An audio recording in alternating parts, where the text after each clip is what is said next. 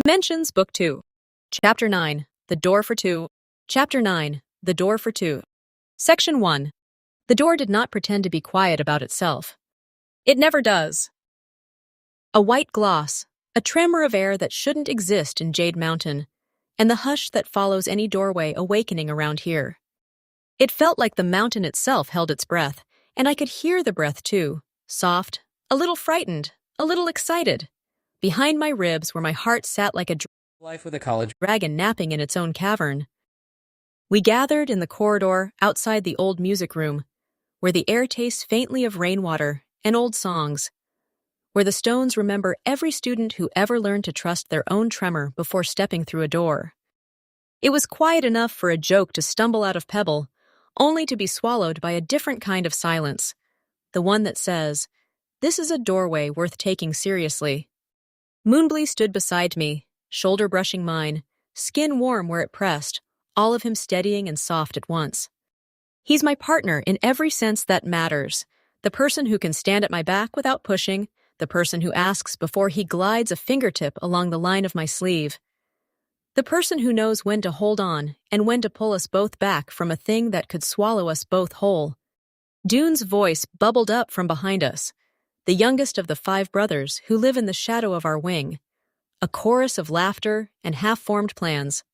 "If there's a door, maybe there's a dragon behind it," he said, all mischief and boyish pride. "Or a stash of moon pie pastries. Or a dragon of pastries shaped like moon pie pastries. You never know with Jade Mountain." Moonblee elbowed him with a grin that didn't hide the edges of worry beneath it. "If there's a dragon behind that door, Scotty, you'd be the first to volunteer as tribute." Sirocco, the oldest of the 4 brothers after Dune's mischief, rolled his eyes so hard I could hear the sound in the air, 2 barks of air that meant boys. Zephyr laughed from the doorway of the scriptorium, where he was supposed to be studying geometry, but clearly found the hallway more entertaining. Pebble, tiny and perpetual energy, bounced in circles at their feet, making a tiny thunderstorm of feet and laughter that kept breaking into the tension in our little cluster. Logan's laugh came softly from somewhere behind me, his hand resting at the small of Kinkaju's back, and I felt the tug of his caution even as I felt the quiet protection he offered in every breath he took. Kinkaju hovered a step closer to me, not hovering in the way a fog might, but with the solid, almost unstoppable certainty of a mother who has learned to stand in the line between shield and storm and to choose carefully. Moonwatcher's eyes met mine across the room, and for a moment we spoke without words at all. Just a shared recognition that this was not a test to be rushed, even if the mountain pressed in on all sides with its own kind of eager impatience. Glory hovered a step away, her voice one note of silver in the air. Quiet, precise, observant. She is the mind that helps us see when a doorway's gleam isn't simply a trick of light, but a doorway of choices. Kibley stood with his tall, calm figure near Glory, his eyes like a lamp kept low to illuminate the way for others.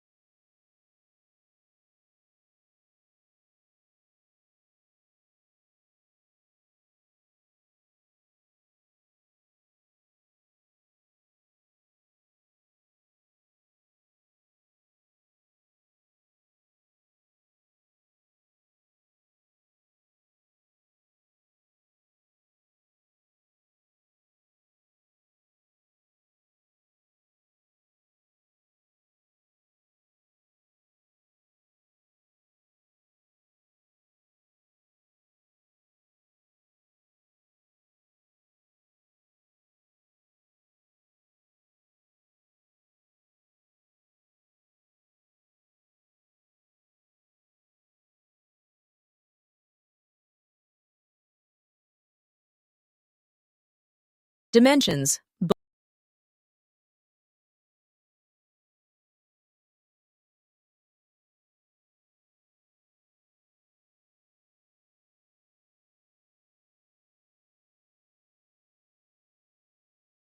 He did not smile.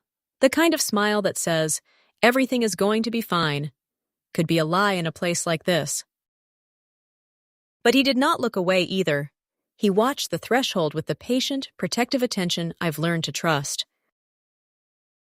The doorway itself was a thing of paradox.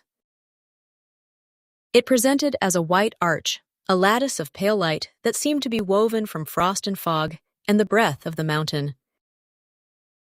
It hummed with something that wasn't sound and wasn't silence, a liminal note that vibrated somewhere between a memory and a promise. It did not speak exactly, but it arranged the space around us so that we could hear our own thoughts with unusual clarity, and it asked us to answer with our bodies as much as with our mouths.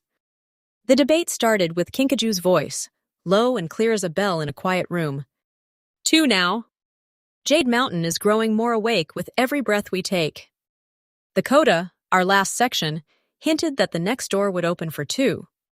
We must decide what 2 means here, in this moment, for this mountain, and for Cactiju and Moonblee.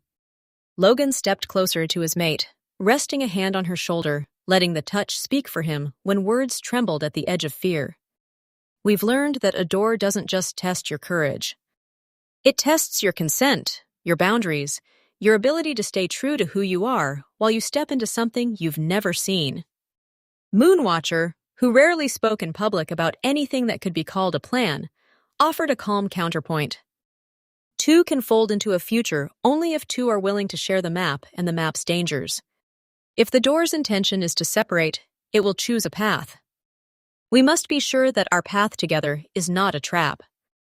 Glory added, her eyes bright with professional curiosity and something warmer that made me feel steadier just listening to it. Thresholds are not mere doors. They are memory machines and possibility engines. They want to know not what you fear to give up, but what you're willing to learn to keep. She looked at Moonblee and me, and a glimmer went through her gaze, as if she was listening to the door too, listening in the way a cat listens to the hush before rain.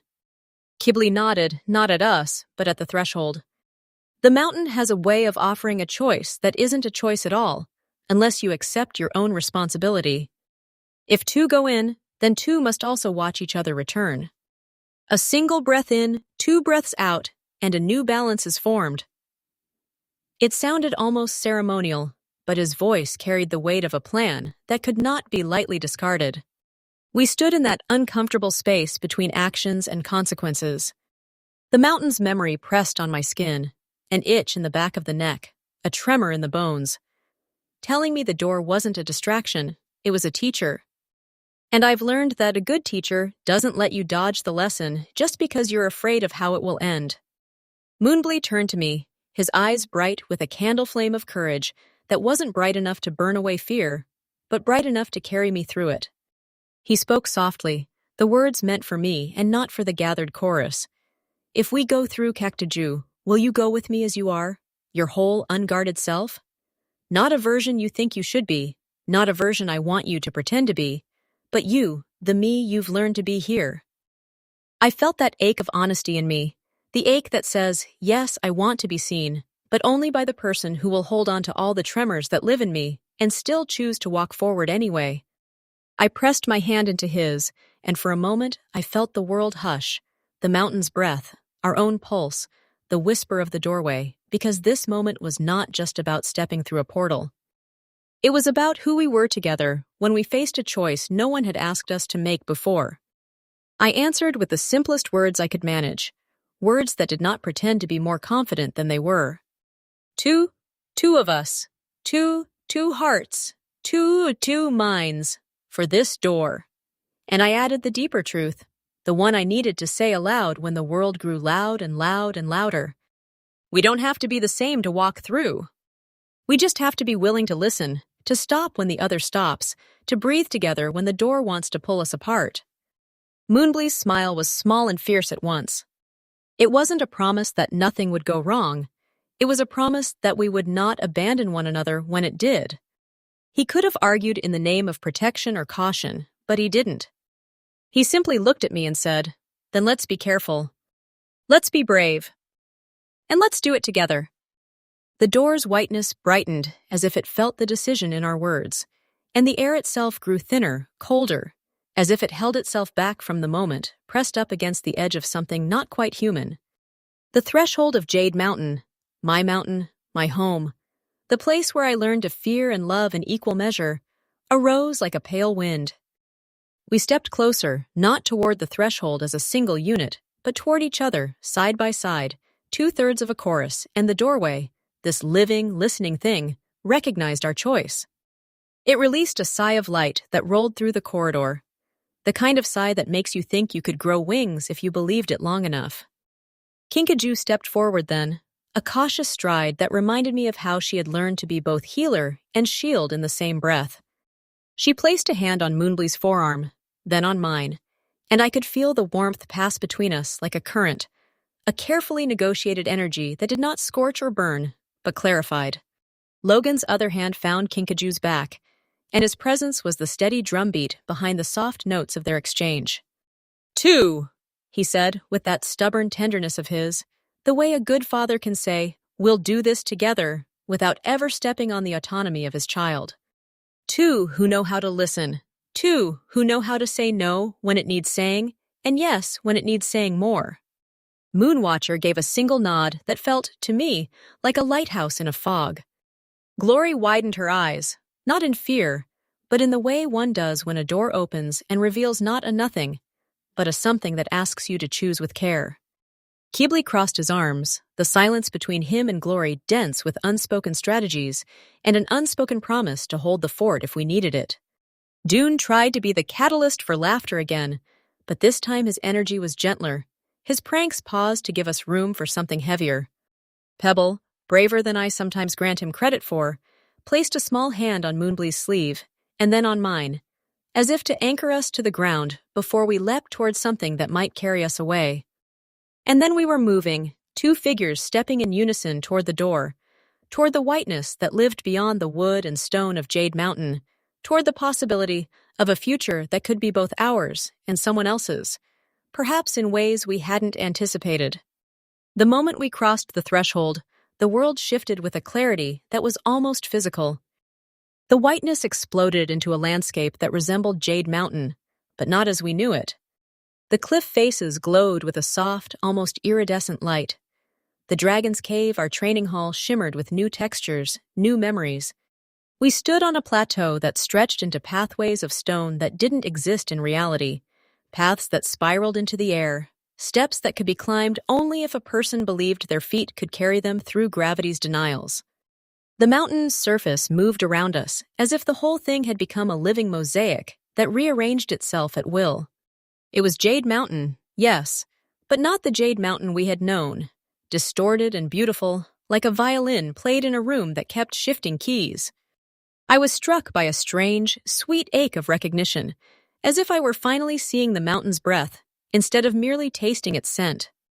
The door's voice, if I could call it a voice, which I could not in the ordinary sense, whispered inside my skull in 1,000 tones at once. This is what could be, and what you choose will shape what comes next. Moonblee's hand found mine again, fingers circling with a careful gentleness that told me he was aware of the same thing I was. The door's test was not a decoy, not a shortcut, but a revelation of how two people might navigate a future that demanded both unity and independence. The world before us pulsed with possibilities. A Jade Mountain that looked as if it had grown from our dreams, rooms that held their own skies, halls that reoriented themselves to catch the light in a way that made you feel you were floating, stairways that rose when you called them, and floors that remembered your feet. These weren't fantasies. They were futures the mountain could offer if two people could walk through its threshold and accept that the choices ahead would sometimes demand one of them to go somewhere else, alone or nearly so. And then the distortions began. Not in a violent way, not like a dragon waking from a bad moon, but in a quiet, dangerous way, as if the mountain wanted to sift through all the possible futures and show them to us in order to tempt us into choosing something we weren't ready to bear. A future unfolded where Moonblee's father, Moonwatcher, stood at the edge of a precipice with the mountain's teeth glinting in the light. Moonblee looked older in that vision, his hair catching on the wind in a way that wasn't the same as the Moonblee I knew. In that scene, Moonblee's gaze found mine and quivered with unspoken questions. If we stay, could we cause ripples that might harm Moonwatcher, Kibble, or Glory? If we go, could we be split by the mountain's own design, losing the thread that holds us together? Another potential future showed me standing at the top of a tower that wasn't Jade Mountain at all, but a tower of glass and cloud, where I could glimpse every possible version of myself that had ever learned to be brave around dragons. Except there were dragons everywhere, and they didn't belong to me in that moment, and the thought of trying to command them in a place that existed only in a dream made me feel small and awe-filled all at once. Moonblee's face didn't alter in the same way, but I saw an echo of his worry in the line of his jaw. The door asked us to notice not only what could be gained, but what could be lost, again and again in the same breath. It asked for trust, not merely to trust the other person, but to trust the mountain, to trust that the future would hold us when we asked it to let go. We moved through another version, one in which two versions of us, Cactuju and Moonblee, stood at a fork that looked identical in shape, but was obviously two different kinds of road. One path seemed to demand that we change our core selves to fit into a mold of what the world wanted us to be. The other path required us to choose to keep who we were, even if that choice came with loneliness, because the world would be less forgiving of our stubbornness. All of this, all of these futures, came with a single clear thread. The door's insistence that we could not coerce the mountain into making us the same person, nor could we sacrifice our own identities to be together. The only way forward with integrity was to be two people who believed in the same destination, but did not pretend that the map of that destination would look identical for both of us.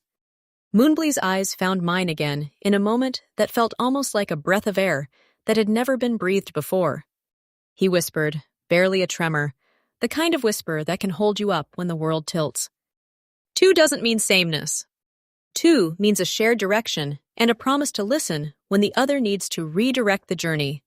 I pressed my forehead to his, the heat of his skin a quiet flag that said, I am here. The mountain answered in a tremor through us, a soft answer that felt like a nod from something bigger than both of us. The threshold's test did not come in the form of a single choice. It was, instead, a spectrum of choices, a chorus of ways in which we might step through the door and require a different kind of courage than the one we carried with us into it. The mountain's distance began to shrink and expand as if the world itself could feel our breath and adjust to the rhythm of two hearts beating on the same axis for a moment that refused to be shorter than necessity. Then a figure appeared in the whiteness on the far side of the landscape, a silhouette that moved not with the same gravity as Moonblee and me, but with a different gravity, one that pulled at the corners of the world and demanded you pay attention. It advanced slowly, not threatening, but wholly other, an intruder of presence rather than force, a second mind behind the doorway's veil. It did not speak, but I felt a pressure in my chest, as if someone pressed a new lock into the door of my throat, one I hadn't known existed indeed, until that moment. Moonblee stepped closer to me, his breath warm against my ear. Do you feel that? He asked, though I suspect he already knew the answer. It wasn't fear exactly, though fear coiled in my belly like a small watchful thing. It was the sense of a new witness, not to witness us fail, but to witness us choose. A second presence, beyond the threshold, watching. The mountain's light intensified, and the white doorway felt thicker, less like a doorway, and more like an argument with a living quill, one that insisted on truth, even when truth was hard to bear. The two of us stood, not unafraid, not untested, but resolute enough to meet the door's gaze. And then, without warning, we felt the world tilt just enough to remind us that we were not alone.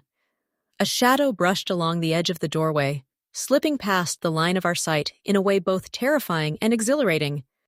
It did not come to harm us, but it did come to remind us that the threshold did more than offer futures.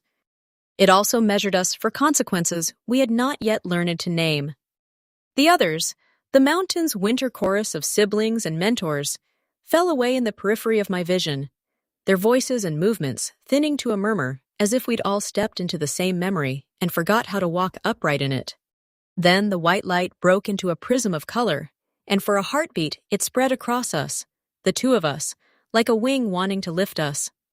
I felt Moonblee's fingers tighten around mine, a quiet, deliberate grip that told me he was still here, still listening, still choosing with me and not for me. The moment stretched, an entire breath, a lifetime, a single decision that could fracture our names or fuse them into something new that we could carry forward.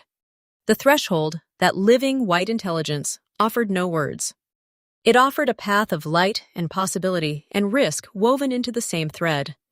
If we walked that thread together, we might reach an edge where we could not pretend to be the same and still remain one step ahead of the world. I knew what my own heart whispered then. It said, "Do not let this mountain use your bond as a weapon against you. Do not let the door turn your trust into a blade you could not put away." Trust is not sameness, not surrender. Trust is the choice to speak when the other grows quiet, to listen when the other speaks too softly, to say yes when you mean yes and no when you must. Moonblee's voice came again, not loud, but sure enough to be heard over the mountain's sighs. If there are futures that force us apart, we won't pretend those futures don't exist. But we will choose to stay connected in the ways that matter most, by our truth, by our care, by our willingness to grow enough to see the other as their own person, even when that person's future looks nothing like our own. The door's whiteness trembled in a way that suggested it was listening. The scene before us, Jade Mountain as it could be, as it would be, if we chose it, held its breath with us. The path lay open, and the question rose in the air between us, a question we could neither dodge nor rush. If we step through as we are, with all that we are, and all that we want to become, what will the mountain do with that choice? What will the future demand of us? For a long moment we stood, listening not to each other's breaths alone, but to the mountain's own breathing, a low, ancient rhythm that sounded almost like a dragon sleeping beneath a hill, shifting its weight and dreaming of the sky. And then I found the courage to answer the door with a longer, slower breath of my own, a breath that did not pretend to know the answer, but did know the question. Two could enter, but two would also have to learn to give each other space to be themselves as they walked through. Moonblee squeezed my hand once more. He looked at me with eyes that held a constellation of both tenderness and the stubborn light that refused to quit when the night grew long. "Then we'll step through," he said, and his voice did not tremble. "And we'll walk with you, door, as two who belong to one another enough to carry each other's weight without trying to become a single, dull shape in the floor." That was the moment the mountains seemed to lean in, as if to listen to the vow rather than the people who spoke it. The door's light went from pale to bright, then to a glow that felt almost like dawn in a spring sky, and the world moved all around us again, rotating quickly into a new version of Jade Mountain that was both our home and not ours, in a way that asked us to learn the difference between belonging and ownership. We stepped forward together, our fingers still linked, and the whiteness changed again. The air thick with possibility, and something like rain without clouds, the scent of rain on stone, the memory of rain on leaves. A rain that had never fallen in this moment, but that could fall if we chose it to. The threshold accepted our choice with a quiet hum that could have been laughter or a sigh of relief, or simply the mountain showing us that it was time to take another breath. In that new light, a single thing stood out, sharp and surprising. A shadow that did not belong to either of us or to the world we knew.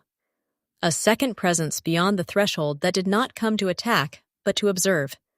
It paused at the edge of the doorway, a figure, or perhaps a thought, and then it too moved, not toward us but to the side, as if it was waiting for someone else to arrive. The doorway did not swallow us. It did not spit us out either. It sat between worlds, a still, bright border, and beyond that border, there was something watching us with a quiet, almost clinical interest. It was not hostile yet not entirely benign. It reminded me of the moment in early morning when you glimpse the path you will take, but you cannot believe it is real until you take the first step. Moonblee turned his head and whispered to me, "Are we ready to meet what's beyond this threshold?" He looked, not at the doorway, but at the edge of the world that lay beyond it, wherever it was. And there was awe in his eyes, not fear. I did not pretend to be ready. The truth was that readiness had shown itself to be a kind of doorway in its own right, opening a little at a time, enough to see what lay ahead, enough to know that the choice was still ours, even as the door grew more insistent about the path we chose to walk. We paused for nearly a heartbeat, the kind of heartbeat that doesn't try to pretend it's nothing and doesn't pretend to know what it will become. Then, with a shared breath, we stepped deeper into the world the door offered. A jade mountain that seemed both familiar and utterly strange, as if a reflection made of memory had been turned to face us and asked for our trust to become real. The moment we crossed the threshold fully, the whiteness closed behind us with a soft sigh, and the world our bodies inhabited became the kind of place where every choice could be both right and dangerous, where the mountain's great intelligence watched for how we would answer its questions without breaking the trust we held for one another. We found ourselves standing on a balcony that looked out over a valley carved from light. The air shimmered with the presences of other futures, each flicker of possibility a thread that tangled with the others until the whole tapestry hummed with potential. It was a place that could have been lived in by any one of 1,000 different versions of Jade Mountain, all of them layered on top of one another like pages in a book that refused to stay shut.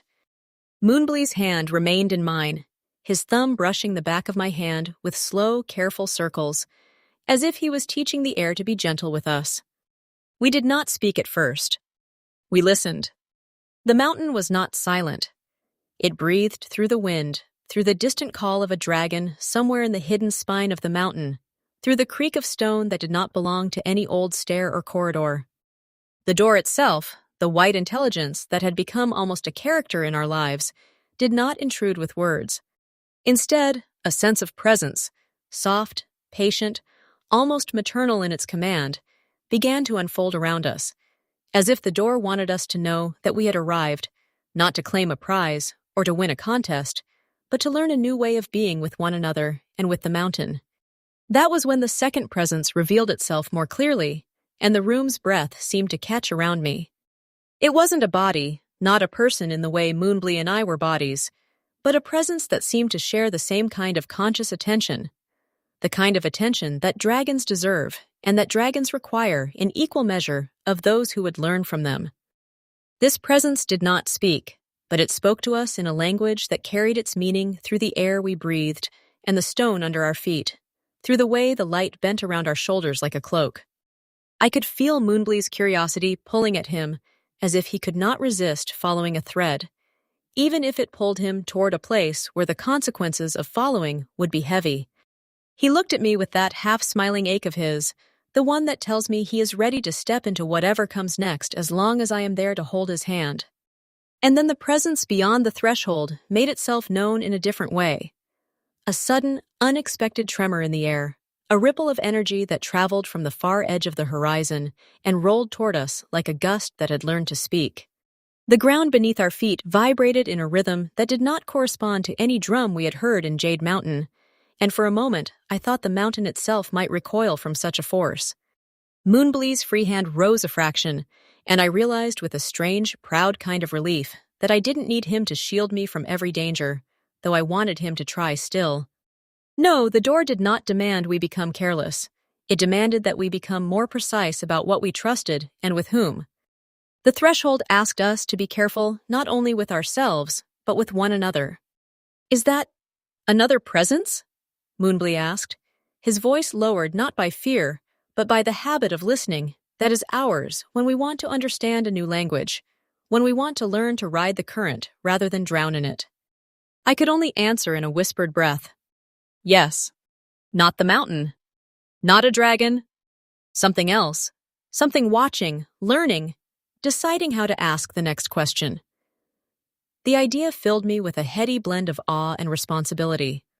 If this second presence was a being who wanted to test us, then perhaps the mountain had chosen to trust two young people to carry that responsibility with care, and not to weaponize our bond as a tool against others. We stood in that strange, lucid moment as if time itself was listening to every heartbeat we offered, waiting for us to decide whether we would approach the second presence with suspicion or curiosity, with fear or with a vow to learn. It was not a choice that would end with a single answer. It was a turning point that would echo through all that came after, not just within Jade Mountain, but in the lives we imagined beyond it. Moonblee leaned toward me a fraction and spoke very softly, so softly I had to lean closer to hear him. Pt2, if this is about trust in you and trust in me, then I want to hear you. If you're afraid, tell me. If you're curious, tell me that too. If you want to step back, tell me that as well. We'll decide together. I thought of the mountain's memory, of the way it stores every choice as a living record of what was and what could be. I thought of Glory's insistence that thresholds reveal not just futures, but the ethics of the people who stand before them. I thought of my parents, Kinkajou and Logan, teaching me to hold on to my own spine of conscience, even as I learned to bend, not break, under pressure. 2 is not the same as 1, I said, almost to the air, almost to a part of the doorway itself that seemed to listen with a patient, inexhaustible attention. 2 is a partnership that keeps the other in sight. 2 is consent and responsibility in equal measure. 2 is, I whispered, the willingness to share the weight of a future and still hold your own truth. Moonblee pressed his temple against mine for a single breath, and I felt the ache in him that said he wanted to comfort me without smoothing away every line of fear on my face. It was not an easy ache to bear, but I recognized it as the glow of a real bond. The kind of glow that does not pretend, but persists. The portal behind us, if I could call it that now that we'd crossed, glowed as if listening, and a second tremor rolled through the balcony. The second presence stepped forward again, and I saw that it wasn't an enemy or a test to be defeated. It was a witness. Not a judge, not a captain, not a villain, but a patient observer who would wait for us to decide who we would be when faced with the mountain's most intimate question. I found the breath that felt like mine again and released a breath that felt like it belonged to all the versions of me that might exist in those futures. Moonblee's fingers found mine, and he squeezed, just a small, honest pressure that reminded me that we could choose even when the door wanted to choose for us. Pt2, Moonblee whispered. Whatever happens next, we'll face it, the two of us, the way we did when we stepped toward this door together. We'll listen. We'll choose. And if we're torn, we'll keep the memory of each other's truth alive in the decision we make. I nodded, a simple, almost childlike gesture that felt necessary to authorize the next breath I took. Then I turned toward the second presence, toward the future it represented, toward the question it asked without words. Will you permit me to witness your choice and, if I may, to see how your bond endures the test? The answer did not come in the form of a loud declaration or a heroic speech. It came in the quiet, in the acceptance that there would be futures where we could not walk through the threshold side by side without affecting one another more than we wished, in ways we could not yet foresee. It came in a breath shared by two hearts, a breath that contained both fear and courage, the kind of courage that is not loud but steady, the kind that keeps you moving even when the ground beneath you is shifting. And then, just when I thought we might stay there forever in the glow of the gate's watchful light, the second presence spoke without words, and a new sensation bloomed in the air, delicate as frost, urgent as a drumbeat. It was not a threat. It was a possibility, like a question you suddenly realize you've known the answer to all along. You just needed to hear it spoken in the right way. The presence seemed to say, if you choose this, you will carry your choice with you in the world that follows. You will learn from it. You will be changed by it, and you will still be too. In that moment, I understood that the door did not want to break us or to bend us into something less than ourselves. It wanted to show us what we could become if we learned to hold our own demands and our partner's needs in a single breath, to be both two and true to the person we loved. Moonblee leaned closer still, his breath warm in my ear. We'll do this together. If the mountain asks us to be someone else for a moment, we'll ask for a minute more to remind ourselves of who we are when we stand as two, not as one. The presence beyond the threshold seemed to respond with a slow, approving sigh in the air, the mountain's own version of a gentle nod, perhaps. Its breath touched our skin again, and I felt the space around us widen with possibility, not pressure, as if the mountain itself was leaning toward us, offering its hearing and its mercy to two people who had learned not just to be brave, but to be honest.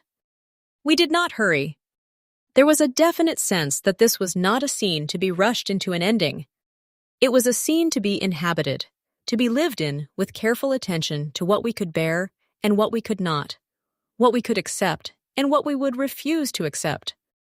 And so we remained there for a long moment, long by Jade Mountain's clock, which is a slow thing that gives you time to think and feel without making you forget to breathe. Finally, we faced each other again, and the door's light, so bright it could have burned away a fear we hadn't yet named, softened, returning to its door-like state, the whiteness becoming a door again rather than a wall, the edge of a choice rather than a verdict. Moonbelly's left hand remained in mine, his right hand finding the small of my back, as if the world before us had suddenly asked for direction, and we already knew the map. We would walk it together,